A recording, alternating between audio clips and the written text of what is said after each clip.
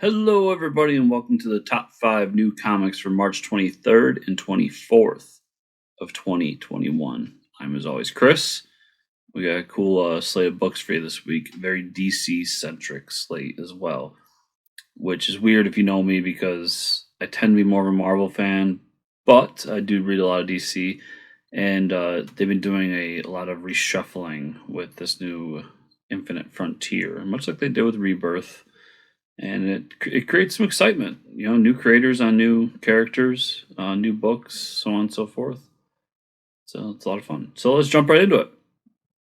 Starting with Action Comics, number 1029, written by Philip Kennedy Johnson, Becky Cloonan, and Michael Conrad, with art by Michael Avon Oeming, Phil Hester, and Julian Totino Tedesco. Apologize if I butchered any names, but I tried. So you're saying 1029, great jumping on point, right? Yeah, it actually is. I talked about it maybe 2 weeks ago now, but Superman 29 came out, and it was also Philip Kennedy Johnson with Becky Cloonan backup story, and I loved it. Came out last week, and I really enjoyed it. I thought the theme that Philip Kennedy Johnson had throughout the book was great, and he had a good idea of who Superman is.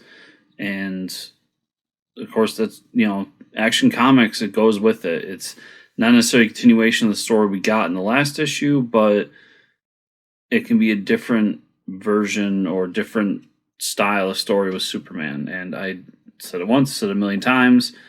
Philip Kennedy Johnson, I think the dude's going to be a superstar. I just love his work, and he might pop up again later. But enough of that. We're going to move on to Batman Superman, number 16. This is written by Luen Yang, with art by Danny Miki and Ivan Reis. So for starters here, Ivan Reis, hugely underrated artist. I think he's one of DC's best artists. Personally, that's me. I really like his work. Superman, Batman, however they put it, is always an idea that I enjoy. I try to check it out whenever it comes out. I enjoyed the first 15 issues. I did like the Future State version that Gene Luen Yang did. And I'm excited to see what he does moving forward with it. I mean, it's always a cool, the dynamic duo coming together and fighting crime. And then there's some cool story things you can do with that. And it's faltered in the past, it's succeeded in the past, and we'll see what Gene has for this one because I'm excited. I like the cover art that is on this book. If you haven't checked it out, check it out. It's probably somewhere up there. And yeah, Batman Superman. After that, we got Harley Quinn, number 1, written by Stephanie Phillips, with art by Rossmo. You guys know I really like the Future State Harley Quinn that Stephanie did. I'm a big fan of Stephanie's, and I'm excited to see what she does. Harley Quinn, number 1. Let's see where it goes from here. What she has planned and how she's going to fit into the greater DC universe, or at least the greater Gothamverse. So I've once again, like with Philip Kennedy, if I said it once, said a million times, I think Stephanie is a very talented writer, and I haven't picked up a book she's done yet that I haven't enjoyed. And she made me do the impossible. She made me pick up a Harley Quinn number 1. Like, I was not a Harley Quinn guy, especially this iteration of Harley Quinn, and she made me really enjoy the Future State that she did, and now we'll see what this one brings. But if her story from Batman Urban Legends is anything like what she's doing with this Harley Quinn, I think it's in good hands because I really enjoyed that story in that book as well. Kind of sticking with Harley Quinn, Batman White Knight presents Harley Quinn, number 6. This is written by Katana Collins and Sean Murphy, with art by Matteo Scalero. So the White Knight verse, whatever you want to call it, I've absolutely loved those.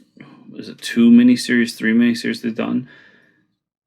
it's a cool, parallel universe. I like the idea that DC's just letting creators go and do something in a different universe, not to be bogged down by continuity, kind of creating their own continuity. I thought Sean Murphy was killing it in those, and then he's kind of ushering in these side stories with other creators, and this one's been really good. Harley Quinn, after the events of the last White Knight book, is kind of stranded, doesn't know what to do. She's in police protection. So in this one, she ends up joining up with the police and trying to help them solve a case in an attempt to create a new life, and while still being a single mom and dealing with the after effects of what happened with Jack/Joker.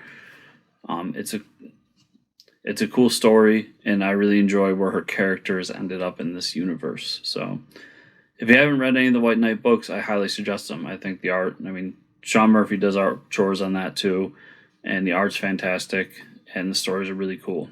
And if you know me, Batman, where it all starts, the animated series, and he takes a lot from the animated series and kind of creates this love letter to it that is a much more adult themed story. So just love this universe, loving this book. I'm excited for this next issue.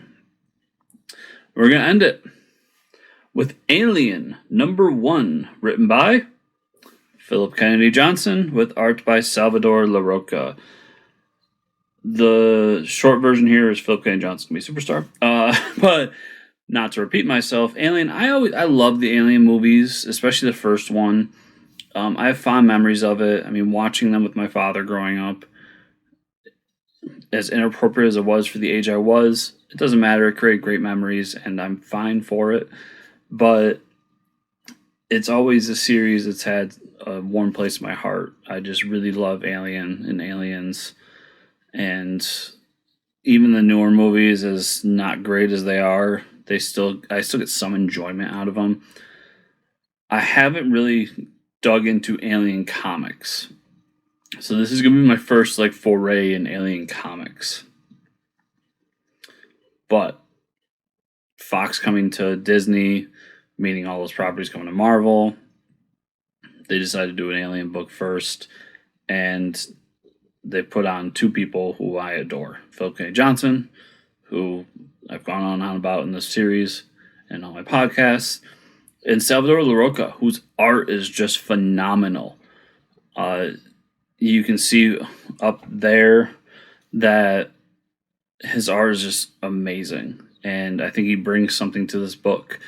And my hope of all hopes is that this is a horror-centric book.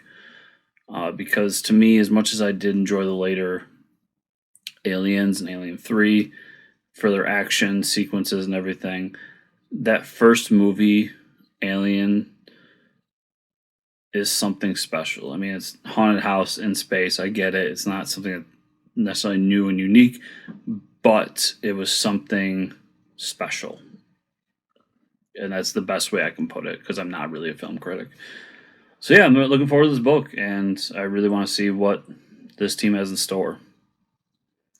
So that's everything. Thanks, everybody. Remember, if you're enjoying these videos, to hit the thumb up button down below. Comment down below. Let me know what books you're looking forward to. I want to hear from you. And subscribe to the channel if you want to keep getting these videos, including not only this series, but our reviews that we're doing more and more of every week, every month, it feels like. And the podcast, Fortune Comic News, and the Bat Friends podcast. Fortune Comic News, we just had Travis Gibb on the show, and Travis is a longtime friend, good guy, makes great comics. Go support him, check out the interview. We always have a lot of fun talking with him, and we'll have something cool for you this coming weekend. I'm excited. So yeah, thanks everybody so much for watching, and we'll see you here next week.